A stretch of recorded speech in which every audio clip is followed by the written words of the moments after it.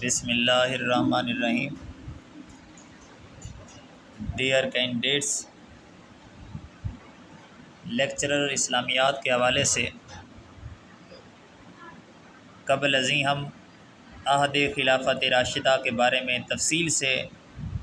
4 lectures جو ہیں وہ سماعت فرما چکے ہیں۔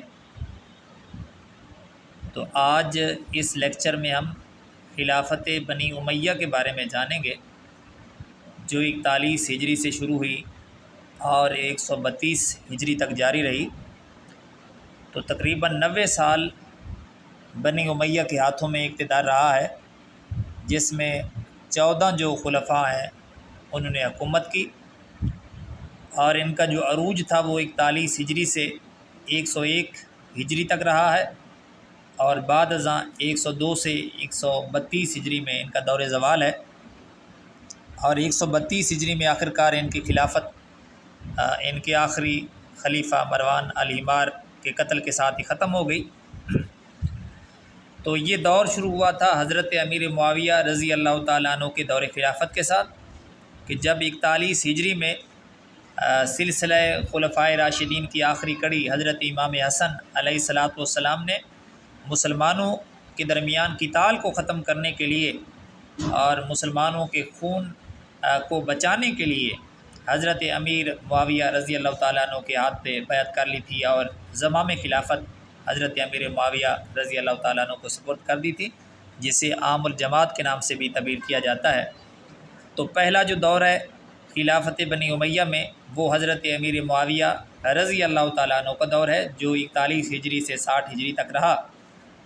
تو اس میں حضرت امیر معاویہ رضی اللہ تعالیٰ عنہ دوبارہ سے تمام ملوک اسلامیہ کے جو ہیں وہ بادشاہ بن گئے۔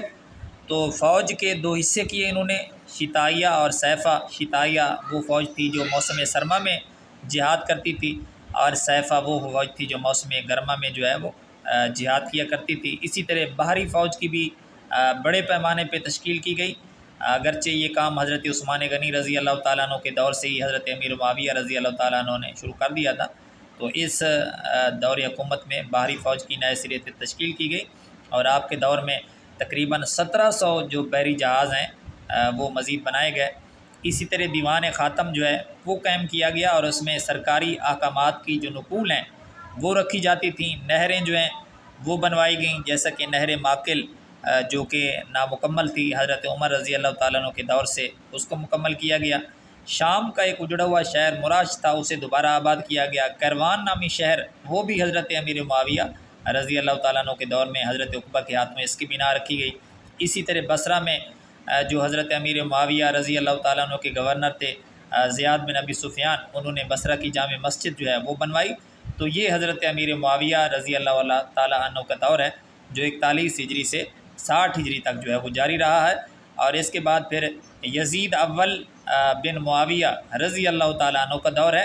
اور یہ مسلمانوں کے لیے تاریخ میں انتہائی تاریک دور ہے، کہ اس کے دور میں حضرت امام حسین علیہ الصلاۃ والسلام جو ہیں ان کو شہید کیا گیا 61 ہجری میں میدان کربلا میں۔ اسی طرح واقعہ حرہ پیش آیا، مدینہ منورہ پہ چڑھائی کی گئی، اور اس کے بعد مکہ المکرمہ کے تقدس کو پامال کیا گیا۔ تو یزید اول کا جو دور ہے وہ 60 ہجری سے 64 جو ہجری ہے وہاں تک جاری رہا ہے۔ اور اس کے بعد جو تیسرا حاکم تھا بنی امیہ کا، وہ معاویہ ثانی تھا، جس نے 64 ہجری میں جو ہے دور اقتدار کو سنبھالا، لیکن خود ہی جو ہے وہ 64 ہجری میں ہی یہ خلافت سے دستبردار ہو گیا۔ اور جو چوتھا خلیفہ بنا بنی امیہ کا، وہ مروان بن حکم تھا، کہ جب حضرت عبداللہ بن زبیر رضی اللہ تعالیٰ عنہ نے حجاز میں تقریباً 64 ہجری میں دعوی خلافت کر دیا،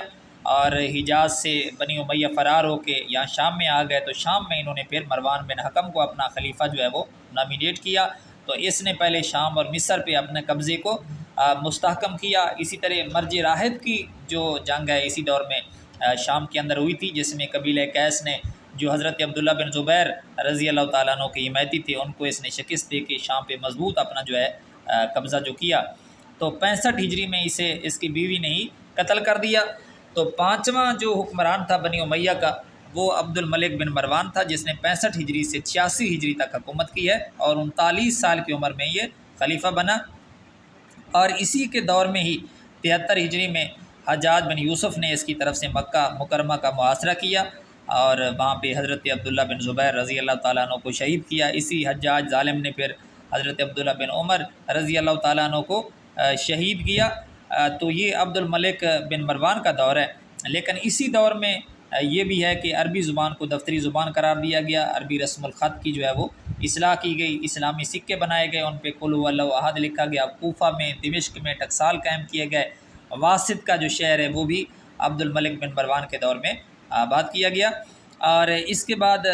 ولید بن عبد الملک کا دور ہے جو کہ 86 سے 96 ہجری تک یعنی 705 سے 715 تک جاری رہا ہے۔ تو اس میں مسلمانوں کا جو فتوحات کا دائرہ تھا وہ بہت وسیع ہوا۔ 87 ہجری میں بیکند فتح ہوا، 90 ہجری میں بخارا، 93 ہجری میں سمرقند۔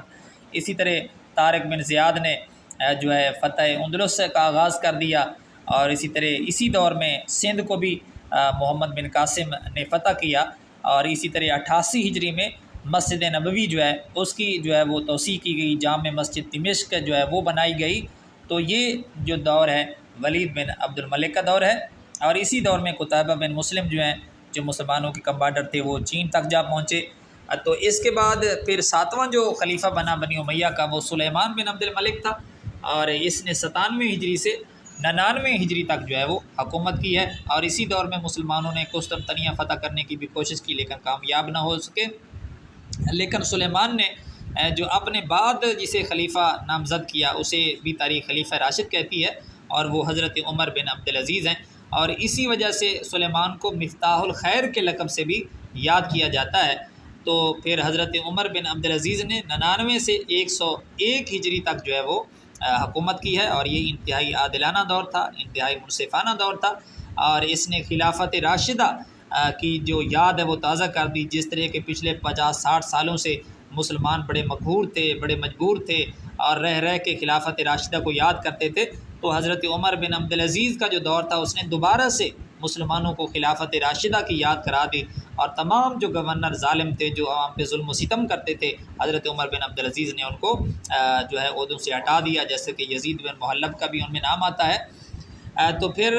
بنی امیہ نے سازش کے ذریعے حضرت عمر بن عبدالعزیز کو، جس میں عبد الملک بن مروان کے اپنے بیٹے پیش تھے جو بعد میں خلیفہ بھی بنے، تو انہوں نے حضرت عمر بن عبدالعزیز کو ان کے غلام کے ہاتھوں زہر دلوا کے شہید کروا دیا۔ تو اس کے بعد جو ہے یزید بن عبد الملک بنا، جس نے 101 سے 105 ہجری تک یہ نواں حکمران تھا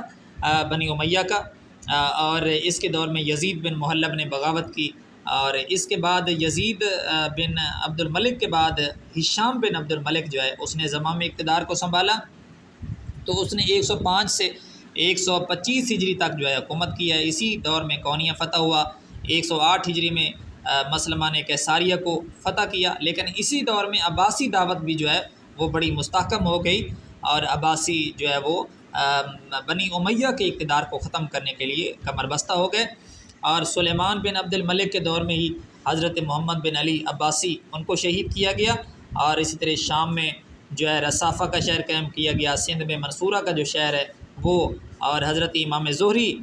رحمۃ اللہ علیہ نے اسی دور میں 400 احادیث کا جو مجموعہ ہے وہ بھی مرتب کیا۔ تو اس کے بعد پھر ولید جو ثانی ہے، ولید ثانی بن یزید، اس نے حکومت کی، لیکن اسی دور میں جو ہے وہ خالد بن عبداللہ الکسری کا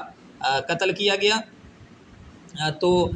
اسی طرح پھر ولید ثانی کو جو ہے وہ 126 ہجری میں، اس نے 125 ہجری سے 126 ہجری میں